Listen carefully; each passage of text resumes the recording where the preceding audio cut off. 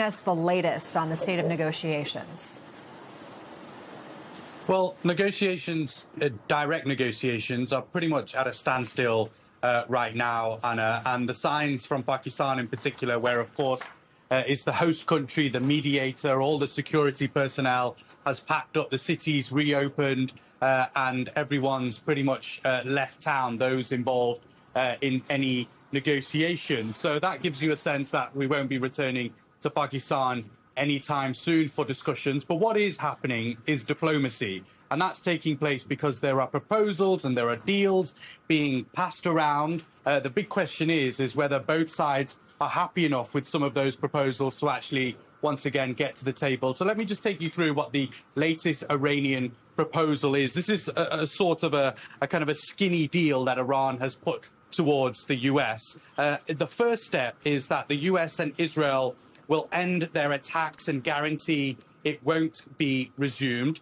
The second point there is that both sides will lift their blockades of the Strait of Hormuz, which is obviously, as we know, hindered trade through one of the world's key shipping lanes, which Iran wants to keep, reopen, but keep under their control. And then finally, there will be negotiations over Iran's nuclear program, with Tehran seeking US acknowledgement of its right to enrich uranium. But that's something that effectively comes later down the line. It's a proposal that President Trump says that he's not entirely in love with because the US wants to remove Iran's stockpile of enriched uranium. But the economic consequences of the blockade of the Strait of Hormuz by Iran may well actually see the US deciding that it could decouple these two issues, the Strait of Hormuz and Iran's nuclear deal. So right now, I think we're in probably a bit of a stalemate in negotiation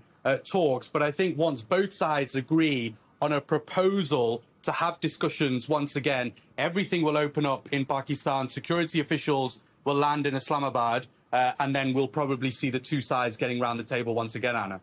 Inzamam, one significant development we're learning of this morning is the UAE announced that they will be leaving the oil exporting group OPEC at the end of this month. What more do we know about that?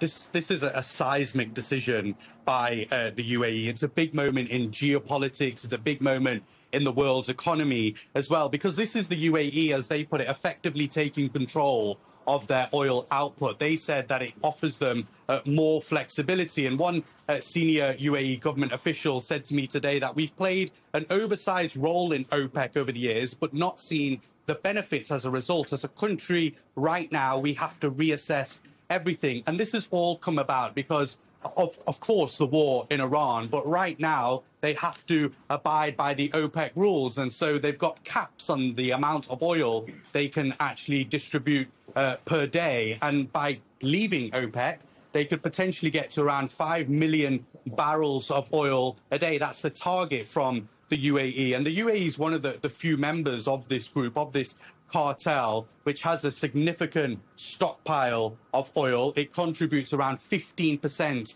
of the group's output as well. And so what some analysts are suggesting today, Anna, is that actually this could be the beginning of the end of OPEC. I think President Trump will see this as a bit of a victory for him. But the big question is how does this impact the economy, not just here in the region, but around the world? Anna.